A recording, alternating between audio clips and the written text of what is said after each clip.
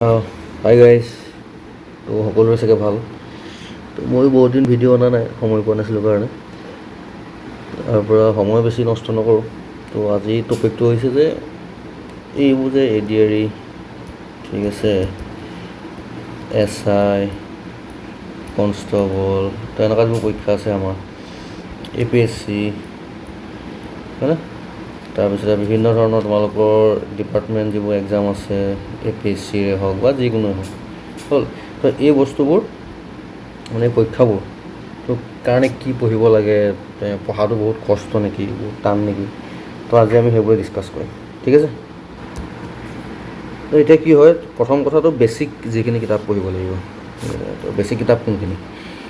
এতিয়া যদি সঁচাকৈ মানে তোমালোকে আৰু চোৱা, এটা কথা কি, MCQ পঢ়ি মেলি পৰীক্ষা পাছ কৰাটো বহুত কষ্ট কাম।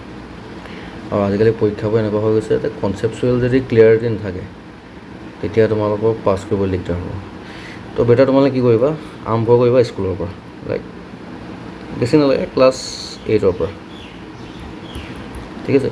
ক্লাছ 8 to 10 যদি এই তিনিটা ক্লাছৰ তোমালোকে ছ'চিয়েল চায়েন্স কিতাপখন যদি ভালকৈ পঢ়া, তো তোমালোকৰ হিষ্ট্ৰী, জিঅ'গ্ৰাফী, তাৰপিছত ইকনমিক্স, বেছিক যিকেইটা ইকনমিক্স আছে, হয় নাই, আৰু তোমালোকৰ পলিটিকেল, মানে ইণ্ডিয়ান পলিটি, তো এইকেইটা বস্তু তোমালোকৰ কভাৰ হৈ যাব। তাৰপিছত যদি তোমালোকে জেনেৰেল চায়েন্স, এই মেথছখিনি বাদ দিয়া, মেথছ ফৰ্মুলা বাদ দিয়া, তো যিখিনি বেছিক কথা আছে, যেনেকৈ বেমাৰৰ কথা, আমাৰ কোষৰ কথা আছে তোমালোকৰ, হয় নাই, পোহৰ চোহৰ এইবোৰ নাই জানো, তো সাধাৰণ কি খাদ্য খাব লাগে, কেনেকুৱা ধৰণৰ তোমাৰ আৰু কি কুৱেশ্যন সোধে, ফিজিক্সৰ ওপৰত কিছুমান কুৱেশ্যন সোধে, ঠিক আছে। তো সেয়া আছে তোমাৰ কি হয় 8ৰ পৰা 10ৰ কিতাপৰ কথা কৈ আছোঁ মই, ঠিক আছে। এয়া জিকে কাৰণে। তাৰপিছত মেথছৰ কাৰণে তোমালোকে কি পঢ়িবা, ছেইম 8ৰ পৰা 10লৈ তোমালোকে কি কৰিবা, previous year question paper check কৰিবা, ADRE হওক, SI হওক, বিভিন্ন ধৰণৰ ষ্টেট এক্সামত যিখিনি পৰীক্ষা হৈছে আগতে তোমালোকে চাবা যে মেথছখিনি কেনেকুৱা টাইপৰ দিছে।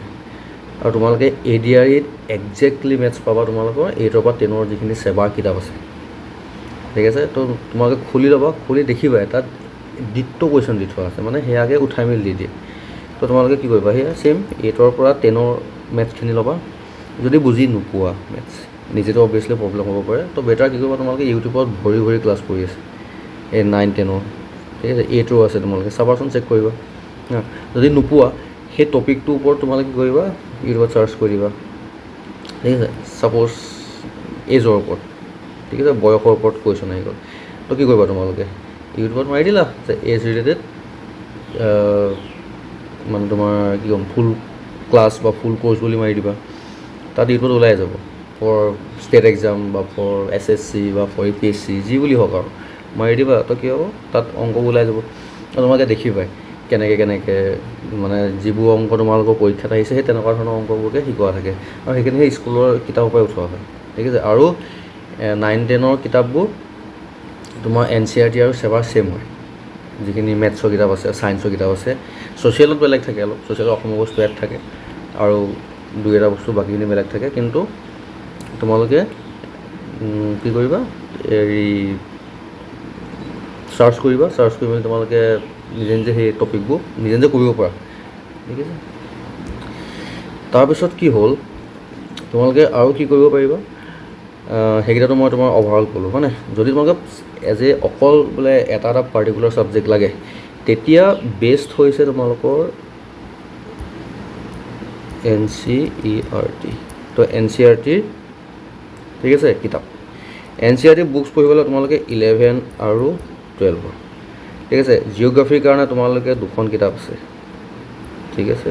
জিঅ'গ্ৰাফীৰ কাৰণে তোমালোকৰ 11, 12ৰ কিতাপ আছে, ফিজিকেল জিঅ'গ্ৰাফীৰ ওপৰত আছে, ইণ্ডিয়ান জিঅ'গ্ৰাফীৰ ওপৰত আছে, ঠিক আছে, সেইখিনি পঢ়িবা। কিন্তু অসমৰ কাৰণে পঢ়িবলৈ তোমালোকে কিতাপ সেয়া মই ক'লোৱে, চেবাৰ 8, 9, 10, নহ'লে আমাৰ মানে হায়াৰ ছেকেণ্ডেৰী লেভেলৰ অসমৰ কি আছে, ইহঁতৰ 11 আৰু 12ত কিতাপ আছে এখন, সেয়া নাম হৈছে তোমালোকৰ স্বদেশ অধ্যয়ন বুলি, অসমীয়াত যাওঁ, ঠিক আছে, স্বদেশ অধ্যয়ন। তো স্বদেশ অধ্যয়ন যিখন কিতাপ, তাত তোমালোকে আছাম হিষ্ট্ৰীৰ বিষয়ে লিখা আছে বহুত ভালকৈ, আছাম জিঅ'গ্ৰাফিৰ কথা বহুত ভালকৈ তাত লিখা আছে। ইভেন APSCয়ে ডাইৰেক্টলি কিছুমান কুৱেশ্যন যোৱা বছৰ মানে মেইনছত ইয়াৰ পৰা সুধিছে। মই যোৱাবাৰ মেইনছ দিছিলোঁ, ঠিক আছে, অকণমান 1-2 নম্বৰ কাৰণে মই থাকি গ'ল ইণ্টাৰভিউলৈকে যাবলৈ। তাৰপিছতে কি হ'ল, কিছুমান কুৱেশ্যন ডাইৰেক্ট সুধিছে, দুটামান কুৱেশ্যনটো একজেক্টলি তাৰ স্বদেশৰ দিনত যিটো কুৱেশ্যন আছে APSCয়ে সেইটোকে উঠাই দিছে, ঠিক আছে। আৰু বাকী যিবোৰ সৰু সৰু নোটছ আছে, ঠিক আছে, সেইখিনি চাবা। আৰু তোমালোকে যদি অসমৰ কাৰণে যদি তোমালোকক যদি কাৰেণ্ট এফেয়াৰ্ছ দৰকাৰ হয়, তোমালোকে SPMৰ কি কৰিবা, সিহঁতৰ অসম বিশেষ বুলি এটা মাহেকীয়া কাৰেণ্ট এফেয়াৰ্ছৰ মেগাজিন উলিয়ায়। তো সেইখন চাবা, তাত ধুনীয়াকৈ দিয়া থাকে অসমত 1 মাহত কি কি ঘটনা ঘটিলে সেইখিনি। তো সেইখিনি পঢ়িবা, নোটছ বনাবা, যদি পাৰা স্পেচিয়েলি শ্বৰ্ট নোটছ বনাবা, ঠিক আছে। এতিয়া শ্বৰ্ট নোটছ কেনেকৈ বনাবা সেইটো চাব লাগিব। মানে ছাপ'জ তোমালোকক এতিয়া মই এক্সাম্পল এটা দি দিছোঁ। এক্সাম্পলটো হৈছে যে ছাপ'জ এতিয়া তোমালোকৰ আমাৰ সোণালী বান্দৰ, ঠিক আছে, বা গল্ডেন লংগুৰ, হয় নাই? তো এতিয়া কেনেকৈ নোটছ বনাবা? তো এইটো ক'ত পোৱা যায়? ৰায়মনা,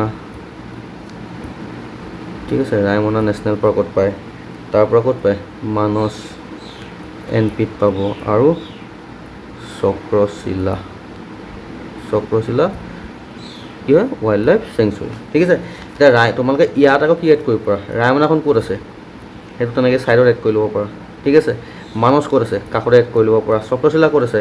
ধুনীয়াকৈ লিখিলা, চক্ৰশিলা ক'ত আছে? কোকৰাঝাৰ এণ্ড ধুবুৰীত আছে, ঠিক আছে নে? এইটো হৈ গ'ল তোমালোকৰ।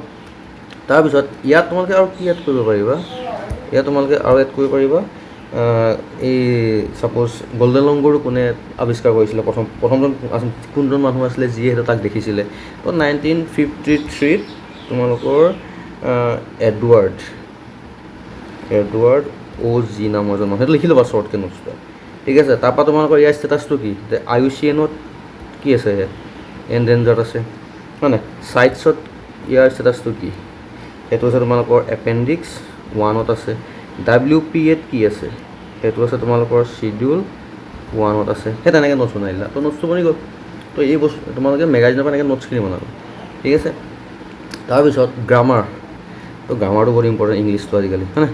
তো তোমালোকে গ্ৰামাৰটো চাবা, ক্লাছ 9 আৰু 10ৰ গ্ৰামাৰ।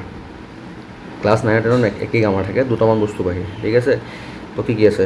ডিটাৰমিনাৰ আহিব, প্ৰিপ'জিশ্যন আহিব, এৰৰ্ছ আহিব, হয় নাই? তাৰপিছতে তোমালোকৰ কাৰেক্ট টেন্স আহে। তাৰপিছত তোমালোকৰ নেৰেশ্যনো আহে, আজিকালি নেৰেশ্যনো আছে, হৈ গ'ল। আৰু কি আহে? আৰু তোমালোকৰ আহিব ধৰি লোৱা চিননিম আহিব, ঠিক আছে, চিননিম সমাৰ্থক শব্দ, এণ্টনিম আহিব, হ'ল। তোমালোকে তোমালোকক মই আইডিয়া দিছোঁ, তোমালোকে প্ৰিভিয়াছ ইয়েৰ কুৱেশ্যন পেপাৰ উলিয়াবা, তাৰপৰা টপিকবোৰ লিখি লওক। টপিক মানে কি সুধিছে? ছাপ'জ তোমালোকক কি সুধিলে? এটা সংখ্যাত প্ৰকাশ কৰা সুধিলে, তোমালোকে লিখি ল'বা। তোমালোকে ইউটিউবত যাবা, বা নালাগে ইউটিউবত যাবলৈ, তোমালোকে গুগলত যাবা, গুগলত গৈ তোমালোকে চাৰ্চ কৰি দিলা যে এটাটো প্ৰকাশ কৰা মানে যিখিনি ইংৰাজী হেৰি আছে, তো তোমাৰ 1 ৱৰ্ড ছাবষ্টিটিউশ্যন বুলি, তো সেইখিনি লিষ্ট ওলাই যাব তোমালোকৰ। তেনেকৈ কৰিলা। চিননিম তেনেকৈ কৰিলা, এণ্টনিম তেনেকৈ কৰিলা। বহুত এগালটো নোৱাৰা তোমালোকে, এটলিষ্ট 200-300 শব্দটো মুখস্থ কৰিবই লাগিব। যদি আহে আহিব, নাহিলে নাই, উপায় নাই। মানে যদি আহে কৰিবা, নাহিলেতো বাদ দিব লাগিব, ঠিক আছে। তেনেকুৱা ধৰণৰ তই গ্ৰামাৰ তাৰপৰা চাব পাৰা। ছায়েন্সৰ কথা ক'লোৱেই, মেথছৰ কথা ক'লোৱেই মই। যদি তোমালোকক ইণ্ডিয়ান পলিটি যদি লাগে, বা ভাৰতৰ ৰাজ্য ব্যৱস্থা, ইণ্ডিয়ান পলিটি, চ' যিখিনিয়ে APSC পৰীক্ষাৰ কাৰণে পঢ়িবা, সিহঁতেতো গম পায় যে লক্ষ্মীকান্ত পঢ়িব পাৰা, ঠিক আছে, লক্ষ্মীকান্ত পঢ়িব পাৰা, হয় নাই? যদি নহয়, যাৰ দিগদাৰ, এটা কাম কৰিব পাৰা, তোমালোকে হেৰি কৰিবা, তোমালোকক মই যদি তোমালোকে ইংৰাজী বুজি পোৱা, তোমালোকে অনলি IASত যাবা, ৱেবছাইটটোত যাবা, তাত গৈ মেলি উড়ান বুলি সিহঁতৰ এটা PDF আছে, তাত তোমালোকে ইণ্ডিয়ান পলিটি PDFটো ডাউনলোড কৰি ল'বা। ডাউনলোড কৰি তাত শ্বৰ্টকৈ ৰিভিজন কৰিবলৈ দিয়া থাকে, তো সেইটো ল'বা, গৈ মেলি পঢ়িবা এইখিনি, আৰু সৰু সৰু নোটছ বনাবা। ছাপ'জ ফাণ্ডামেণ্টেল ৰাইটছ আহিব, হয়। এতিয়া ফাণ্ডামেণ্টেল ৰাইটছত তোমালোকে নোটছ কেনেকৈ বনাবা? তো কি কৰিবা তোমালোকে, যে ফাণ্ডামেণ্টেল ৰাইটছ আহি গ'ল। তো আৰ্টিকল কিহৰ পৰা আহি গ'ল, তোমাৰ 12ৰ পৰা ষ্টাৰ্ট হ'ব, ঠিক আছে। 12ৰ পৰা কিমান হ'ব, 32লৈকে থাকে আৰ্টিকল, হৈ গ'ল। 12ত ষ্টেট আহে, এইবোৰ কি হয়। আৰ্টিকল 14ত কি আহিব, 14ত কি আহিলে তোমালোকৰ, ইকুৱেলিটি আহিলে। ইকুৱেলিটি 14ত কেইটা ভাগ আছে। আৰ্টিকল 21ত কি আহে, ৰাইট টু লাইফ আহিলে, হয় নাই। তো ৰাইট টু লাইফৰ আণ্ডাৰত কি আহিছে, দুইটা লিখিবা। আৰ্টিকল 19 আহি গ'ল। 19ত কেইটা ৰাইটছ আছে, 6টা ৰাইটছ আছে। কি ৰাইটছ আছে, তেনেকৈ, ঠিক আছে। আমাৰ ধৰ্মৰ ওপৰত কি মানে কোনটো আৰ্টিকলত আছে, ঠিক আছে। আৰ্টিকল 32ত কি আছে, সৰুকৈ লিখি ল'বা নোটছখিনি, লাগিলে অসমীয়াত লিখা ইংলিছত লিখা তোমালোকৰ কথা, তোমালোকে বুজি পাব ডিপেণ্ড কৰিব।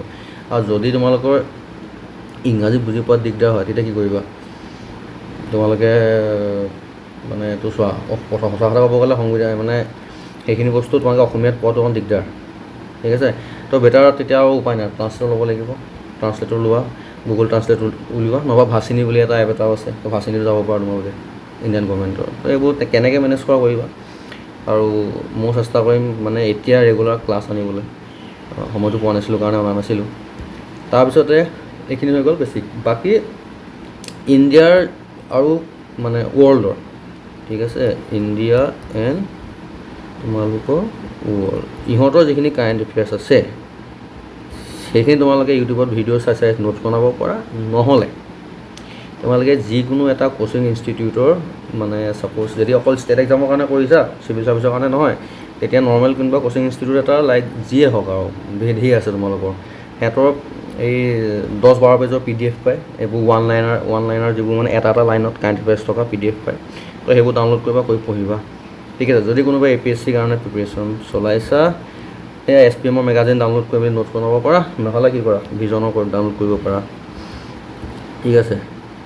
নেক্সট IASৰ ভাল, সেইবোৰ নোটছ বনাব লাগিব। তো কেনেকৈ শ্বৰ্ট নোটছ বনাব মই পিছত ভিডিঅ' আনিম, কিন্তু মই এতিয়া খালি কৈ আছোঁ যে এই ষ্টেট এক্সামৰ কাৰণে। এতিয়া তোমালোকৰ এতিয়া কি আহিব, এতিয়া তোমালোকৰ হাইৱে আহিছে, হাইকোৰ্টৰ এক্সাম আহিব এতিয়া। তো হাইকোৰ্টৰ JW পৰীক্ষাটো হ'ব, হয় নাই। তো JW যেতিয়া পৰীক্ষাটো হ'ব, তো JW পৰীক্ষাটোত কি হ'ব, তাত ইংলিছ 50 মাৰ্কছৰ আহিব, হয় নাই। তো তোমালোকে ইংলিছটো ভালকৈ চাব লাগিব। তো তোমালোকে 9-10ৰ গ্ৰামাৰখিনি ভালকৈ চাই দিয়া, প্লাছ এণ্ডনিম চিননিম ক'ত কি কেনেকৈ কৈছোঁ সেইখিনি হেৰি কৰা। মই ট্ৰাই কৰিম যাতে ক্লাছটো আনিব পাৰোঁ, ঠিক আছে। বাকী GK 20হে আহিব, তো সেইটো অলপ চলপ চাবা।